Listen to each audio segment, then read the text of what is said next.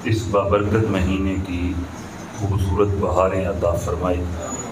جو مسلمانان عالم اس مہینے کے اندر حج کی سعادت حاصل کریں گے آنے والے مہینے میں، اللہ رب العزت ان کے حج کو اپنی بارگاہ میں قبول و منظور فرمائے۔ پچھلے جمعۃ المبارک کے اوپر جو ہماری گفتگو تھی وہ منافقین کے حوالے سے تھی، اور اس میں یہ بتایا گیا کہ جب ان کے سامنے کوئی روشنی ہوتی ہے، بادل چمکتے ہیں، تو وہ اس کے اندر چلنا شروع کر دیتے ہیں، اور جیسے ہی روشنی ختم ہو جاتی ہے تو وہ رک جاتے ہیں۔ تو آج قربانی کے حوالے سے چند باتیں آپ کے سامنے ایک دوست کی توجہ سے کہ آنے والے مہینے میں قربانی کرنی ہے، اور اس کے حوالے سے فضیلت اور چند مسائل جو ہے وہ جمعۃ المبارک کے اوپر عرض کیے جائیں۔ تو اللہ کی بارگاہ میں دعا ہے اللہ رب العزت میری زبان سے کلمات حق جاری فرمائے، سنانے کے بعد ہم سب کو عمل کی توفیق عطا فرمائے۔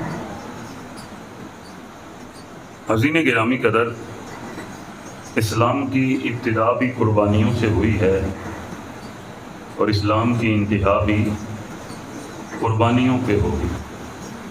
اسلامی سال کی ابتدا بھی قربانیوں سے، اور اسلامی سال کی انتہا بھی قربانیوں پہ۔ محرم الحرام کا مہینہ اسلامی سالوں کا پہلا مہینہ ہے، اور اس مہینے کے اندر امام علی مقام امام حسین رضی اللہ تعالیٰ عنہ نے جام شہادت نوش کیا، اور اپنے جان نثار ان کے جو تھے انہوں نے جام شہادت نوش کیا، اسلام کے لیے قربانیاں دی۔ اور اسی طرح اسلامی سال کا آخری مہینہ ذی الحج ہے، اور ذی الحج کے اندر بھی سبھی مسلمانان عالم اپنی طاقت و ہمت کے مطابق اللہ کی رضا کی خاطر جانوروں کی قربانیاں کرتے ہیں۔ تو اسلامی سال کی ابتدا بھی قربانیوں سے ہو رہی ہے، اور اسلامی سال کی انتہا بھی قربانیوں پہ ہو رہی ہے۔ اللہ رب العزت نے اپنے مقدس کلام میں ارشاد فرمایا، ان صلاتی، بے شک نماز، و نسکی اور قربانی، و محیایا اور زندگی، و مماتی اور موت، للہ رب العالمین، اس رب کے لیے ہے، اس اللہ کے لیے ہے جو عالمین کا رب ہے۔ نماز بھی اسی کے لیے، قربانی بھی اسی کے لیے، زندگی بھی اسی کے لیے، اور موت بھی اسی کے لیے جو عالمین کا رب ہے۔ اور یہ حکم اپنے محبوب کی زبان سے دلوایا، ارشاد فرمایا، کل محبوب فرما دے کہ میری نماز، میری قربانی، میرا جینا، میرا مرنا اللہ کے لیے، جو دو جہانوں کا رب ہے۔ بات ویسے بھی اللہ کرتا تو تب بھی خوبصورت تھی، وہ ویسے بھی حکم دے دیتا تو پھر بھی بندوں نے ماننا تھا، لیکن فرمایا محبوب وہ بات بہت ہی خوبصورت ہو جاتی ہے جس بات کو تو اپنی زبان سے اپنے غلاموں کو سمجھاتا ہے۔ اس لیے فرمایا محبوب تو فرما دے کہ نماز، قربانی، جینا اور مرنا یہ سارا کچھ کس کے لیے ہے؟ جو عالمین کا رب ہے، اس رب کے لیے جو عالمین کا پالنے والا ہے۔ اور دوسری جگہ کے اوپر قرآن مقدس کی سب سے چھوٹی سورہ مبارکہ ہے، اس کی آیت مقدسہ میں ارشاد فرمایا، فَصَلِّ لِرَبِّكَ وَانْحَرْ، اے محبوب بس اپنے رب کے لیے نماز پڑھیے، وَانْحَرْ اور قربانی کیجیے۔ دو باتوں کا اس آیت میں حکم دیا۔ محبوب اپنے رب کے لیے نماز پڑھیے، ونہر اور قربانی کیجیے۔ تو حضرین گرامی قدر، ان آیات مبارکہ کی روشنی میں اگر دیکھا جائے تو علماء کرام ارشاد فرماتے ہیں کہ یہ جو قربانی ہے یہ دینا واجب ہے۔ امام شافعی نے سنت کہا، انہوں نے اپنے دلائل دیے، لیکن فقہ حنفی کے مطابق قربانی دینا واجب ہے۔ پھر اس کے لیے ایک نصاب جو عام نصاب زکوٰۃ کے لیے وہی نصاب ہے، وہ بندہ جس کے پاس 52.5 تولے چاندی ہو یا 7.5 تولے سونا، ان دونوں کی مثل یا یہ دونوں چیزیں یا ان کی مثل مال و متاع ہو۔ لازمی نہیں کہ سونا ہی ہو، لازمی نہیں کہ چاندی ہو، یہ نصاب ہے۔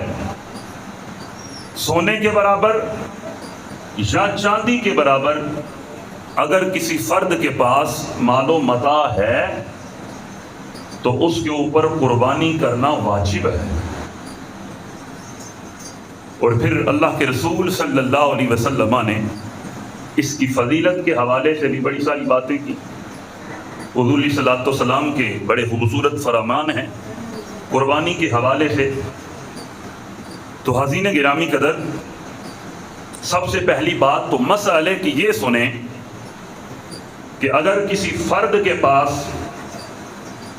1 تولہ سونا ہے تو یاد رکھ لیں قربانی واجب ہو جاتی۔ آپ کہیں گے آپ نے پہلے یہ کہا کہ 7.5 تولے سونا اور 52.5 تولے چاندی، تو سمجھانے کے لیے یہ بات کر رہا ہوں کہ یہ 2 نصاب ہیں، 52.5 تولے چاندی، 7.5 تولے سونا یا 7.5 تولے سونا، ان میں سے اگر کوئی بھی چیز ہے ان کے برابر ہے تو قربانی واجب ہو گئی۔ اب آپ سے ہی سوال ہے، اگر کسی کے پاس 1 ہی تولہ سونا ہو تو بتائیں وہ 52.5 تولے چاندی سے بڑھ نہیں جائے گا؟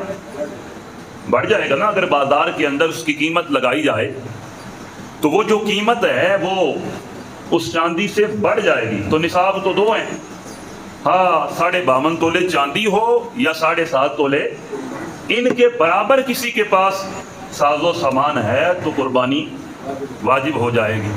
تو حضرین گرامی قدر، تو وہ فرد جس کے پاس تقریباً 1,20,000 کے برابر رقم ہے تو اس کے اوپر لازم ہے کہ وہ اللہ کی رضا کی خاطر قربانی کرے، کیونکہ یہ جو قیمت میں آپ کو بتا رہا ہوں یہ وہ قیمت ہے جو 52.5 تولے چاندی کے برابر کی قیمت ہے۔ تو جس کے پاس اتنی رقم ہوگی اس کے اوپر لازم ہے کہ وہ اللہ کی رضا کی خاطر کیا کرے؟ سارے بولیے کیا کرے؟ قربانی کرے۔ پھر اللہ کے رسول صلی اللہ علیہ وسلم نے اس کے حوالے سے بڑی خوبصورت باتیں ارشاد فرمائیں۔ سب سے پہلے مسائل کی طرف چند باتیں آپ کے سامنے رکھنا چاہتا ہوں۔ یاد رکھ لیں اللہ رب العزت کو میرے اور آپ کے اس ذبح شدہ جانور کی ضرورت نہیں۔ ہم جو جانور ذبح کرتے ہیں، قربان کرتے ہیں، نہ اللہ کو اس کے خون کی ضرورت ہے نہ اللہ کو اس کے گوشت کی ضرورت ہے۔ ان دونوں چیزوں کی اللہ کو ضرورت نہیں۔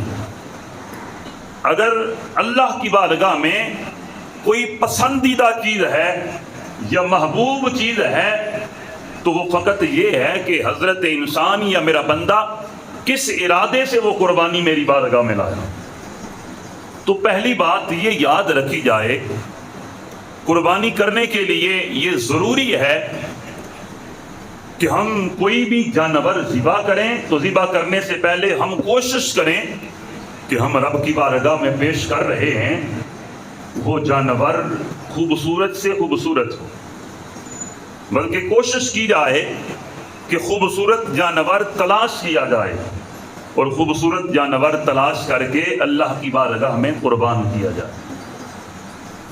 پھر حاضرین گرامی قدر اس کے علاوہ آقا صلی اللہ علیہ وسلم نے جو چند حوالوں سے چند چیزیں ہمارے سامنے رکھی جانور کے حوالے سے، وہ یہ ہے کہ اللہ کی بارگاہ میں دیا جانے والا جانور ایسا جانور ہو کہ وہ اتنا لنگڑا نہ ہو کہ وہ چل کے قربان گاہ کی طرف نہ جا سکے، یا اس کی ہڈیوں سے گودا ختم ہو چکا ہو، اتنا لاغر ہو چکا ہو اور اتنا کمزور ہو چکا ہو کہ گودا ہی نہ رہے اس کی ہڈیوں میں، تو ایسے جانور کی قربانی دینے سے منع کیا گیا۔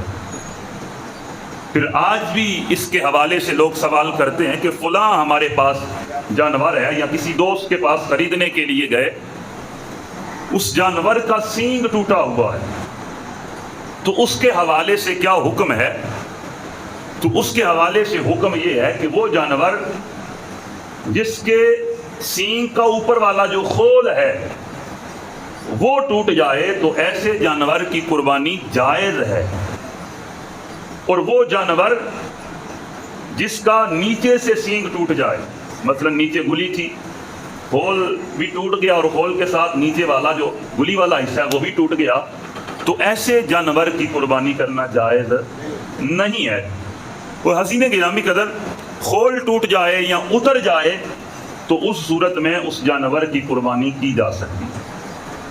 پھر آقا صلی اللہ علیہ وسلم نے اس کے حوالے سے عمروں کا بھی بتایا، اور مزید ایک مسئلہ اور بھی سنیں کہ بعض جانور ایسے ہوتے ہیں جن کے کان بہت بڑے بڑے ہوتے ہیں، جب وہ چرتے ہیں یا پانی پیتے ہیں تو انہیں دقت ہوتی ہے، تکلیف ہوتی ہے، تو ان کانوں کو نیچے سے کاٹ دیا جاتا ہے، تو ایسے جانور کی قربانی بھی جائز ہے، یا خوبصورتی کے لیے انہیں کاٹا جاتا ہے، تو ایسے جانوروں کی علماء نے فرمایا ہے کہ قربانی جائز ہے۔ وہ جانور جس کا کان چر جائے اور ساتھ ہو وہ بھی قربانی دیا جا سکتا ہے۔ اور حضرین گرامی قدر اس کے علاوہ وہ جانور جو خوبصورتی کے اعتبار سے اعلیٰ ہو، وہ جانور اللہ کے رسول صلی اللہ علیہ وسلم نے ارشاد فرمایا کہ اللہ کی بارگاہ میں مقبول و پسندیدہ ہے۔ پھر عمروں کے تعین کے حوالے سے علماء فرماتے ہیں، بعض لوگوں کا یہ خیال ہے کہ جب تک کسی جانور کا دانت گر نہ جائے، وہ دوندہ نہ لگ جائے، تو اس کی قربانی نہیں ہوتی۔ یاد رکھ لیں، وہ جانور جس کی عمر 1 سال ہو جائے، بے شک اس کا دانت نہ گرے، وہ بکرا ہو یا بکری ہو، اس کی مثل کوئی جانور ہو، تو ایسے جانور کی قربانی دینا جائز ہے، بے شک اس کا دانت نہیں گرا، گر جائے تو تب بھی ٹھیک ہے۔ اور حضرین گرامی قدر سال کا ہونا ضروری ہے، بلکہ اللہ کے رسول صلی اللہ علیہ وسلم کی بارگاہ میں میرے نبی کا اختیار دیکھیں جو اللہ نے میرے محبوب کو عطا کر رکھا تھا۔ میرے حضور کی بارگاہ میں ایک صحابی آئے، عرض کی یا رسول اللہ صلی اللہ علیہ وسلم میں قربانی کرنا چاہتا ہوں، لیکن میرے پاس قربانی کے لیے کوئی جانور نہیں سوائے ایک بکری کا بچہ جس کی عمر 6 ماہ ہے۔ تو آقا صلی اللہ علیہ وسلم نے ارشاد فرمایا، میں تمہیں اس بات کی اجازت دیتا ہوں کہ تو اس جانور کو قربان کر سکتا، لیکن تیرے علاوہ میں اور کسی کو اجازت نہیں دیتا۔ اس کے علاوہ دمبے جو مینڈے کیے جاتے ہیں ذبح، ان کے حوالے سے اللہ کے رسول صلی اللہ علیہ وسلم نے ارشاد فرمایا، ایسا دمبا جو ہو 6 ماہ کا لیکن دیکھنے میں وہ 1 سال کا لگے، تو اس دمبے کو بھی قربانی کے لیے ذبح کیا جا سکتا ہے۔ اگر وہ چھوٹا ہو اور وہ واقعی چھوٹا لگے تو ایسے جانور کی قربانی کرنا جائز نہیں ہے۔ اس کے علاوہ ہمارے ہاں گائے ہے، بیل ہے، اونٹ ہے، تو ان کی قربانی کے حوالے سے بھی جو ہے وہ بڑی فضیلت ہے، بالخصوص اونٹ کی قربانی کے حوالے سے بڑی فضیلت ہے۔ اور جو بیل ہے اس کی بھی اللہ کے رسول صلی اللہ علیہ وسلم نے قربانی کا حکم دیا ہے، اور اس کی عمر بھی 2 سال ہے، اور جو جانور دوندے لگتے ہیں وہ تقریباً 2.25 سال کے لگتے ہیں، ان کا دانت گرتا ہے۔ تو حضرین گرامی قدر اس کے اندر بھی یہ ضروری نہیں کہ دانت گرے ہی تو تب ہی قربانی کی جا سکتی ہے، نہیں، 2 سال اگر عمر پوری ہو گئی تو اس جانور کی قربانی جائز ہے۔ اس کے علاوہ ہمارے معاشرے کے اندر یہ ہے کہ جانور عمر پوری نہیں ہوتی اس کا دانت نکال دیا جاتا ہے تو ایسے جانور کی قربانی کرنا جائز نہیں. اور اگر آپ کو اعتماد نہیں اس فرد پر جو آپ کو جانور بیچ رہا ہے تو ایسا جانور نہ لیں. اور اگر آپ کو وہ فرد جانور فروخت کر رہا ہے جس کی بازار کے اندر جو ہے وہ جس کا عدل مشہور ہے، انصاف کے حوالے سے اچھا ہے، لوگ اس کے حوالے سے اچھی گواہی دیتے ہیں، وہ آپ کو کہتا ہے کہ یہ جو جانور میں آپ کو دے رہا ہوں بکرا ہے یا بکری ہے، اس کی عمر سال ہے، اور اگر گائے ہے یا بیل ہے تو اس کی جو عمر ہے یہ 2 سال پوری ہے لیکن اس کا دانت نہیں گرا، تو یاد رکھ لیں اس کی بات کے اوپر اعتبار کرتے ہوئے ایسا جانور خرید لیا جائے گا اور اس جانور کی بھی قربانی کرنا جائز ہوگا. اب اس کے علاوہ ذبح کرنے کے حوالے سے بھی میں آپ کو بتانا چاہتا ہوں کہ جب بھی کسی جانور کو ذبح کیا جاتا ہے تو اس کی 4 رگیں کاٹی جاتی ہیں. 4 رگیں کاٹی جاتی ہیں. 2 رگیں جو ہوتی ہیں وہ خون والی ہوتی ہیں اور 2 رگیں ایک خوراک والی ہوتی ہے اور ایک سانس والی ہوتی ہے. کسی بھی جانور کو ذبح کرنے کے لیے لازمی نہیں کہ قربانی کا ہی جانور ہو، کوئی بھی جانور ہو تو اسے ذبح کرنے کے لیے اس کی 4 رگوں کو کاٹا جاتا ہے. اس کے علاوہ جو ہمارے ہاں ہمارے معاشرے میں جانور کے حرام کی جو ہڈی کے اندر گودا آ رہا ہوتا ہے اسے کاٹا جاتا ہے. اسے علماء نے ناپسندیدہ و مکروہ کہا ہے اور یہ جانور کو بے جا تکلیف و اذیت دینا ہے، تو ایسا کرنا جائز نہیں. اگر آپ کسی سے بھی ذبح کرواتے ہیں تو اسے منع کریں. تو ذبح جانور ہو جاتا ہے جب اس کی 4 رگیں کیا کی جاتی ہیں، کاٹ دی جاتی ہیں. اور فضیلت کے اعتبار سے سنیں، سیدہ عائشہ سلام اللہ علیہا آپ فرماتی ہیں اللہ کے رسول سارے پڑھے صلی اللہ علیہ وآلہ وسلم نے ارشاد فرمایا 10 ذی الحج کو اللہ رب العزت کو سب سے محبوب چیز یہ ہے کہ اللہ رب العزت کی بارگاہ میں کسی جانور کی قربانی کی جائے. یعنی اس کی بارگاہ میں جو بھی قربانی پیش کی گئی، ہاں وہ بکرے کی ہے، ہاں وہ بیل کی ہے، ہاں وہ کسی بھی چیز کی ہے، تو حاضرین گرامی قدر وہ قربانی کرنا جو وہ اللہ رب العزت کو پسند ہے. ایک مسئلہ ابھی میری ذہن میں پھر آیا، میں وہ آپ کو بتانا چاہتا ہوں. یہ سوشل میڈیا کے اوپر اکثر یہ بات آپ کو دیکھنے کو ملی ہے کہ بعض علماء یہ کہہ رہے ہیں کہ کٹے کی یا کٹی کی قربانی کرنا جائز نہیں ہے. تو بتائیں اگر ان کی قربانی کرنا جائز نہیں تو پھر ان کا دودھ پینا جائز ہے، ان کا گوشت کھانا جائز ہے. تو حاضرین گرامی قدر یہ کہا جاتا ہے کہ اللہ کے رسول نے صرف جو ہے وہ بیل کا یا گائے کا حکم دیا ہے. تو حاضرین گرامی قدر یہ جو کٹا ہے یا اس کے علاوہ کٹی ہے، ہم اس کو گائے کی مثل ہی لیتے ہیں. جس طرح گائے یا بیل جانور ہیں اسی طرح یہ بھی جانور ہیں. جس طرح ان کا دودھ پیا جاتا ہے اسی طرح ان کا دودھ بھی پیا جاتا ہے. تو انہیں ان کی مثل لے کے اس کی بھی قربانی کرنا جائز ہے. تو حاضرین گرامی قدر یہ بڑی ضروری اور اہم بات ہے. لوگ اس کے حوالے سے طرح طرح کے سوالات کرتے ہیں، تو یاد رکھ لیں یہ جانور گائے اور بیل کی مثل ہی ہیں. اور اس کے علاوہ اللہ کے رسول صلی اللہ علیہ وسلم نے ایک اور بڑی خوبصورت بات ارشاد فرمائی، آخری حدیث پاک ہے. میرے آقا صلی اللہ علیہ وسلم نے ارشاد فرمایا جب تم کسی قربانی کے جانور کو خریدنے کے لیے نکلتے ہو تو یاد رکھ لو اللہ رب العزت تمہیں ہر قدم کے اوپر ایک ایک نیکی عطا فرماتا.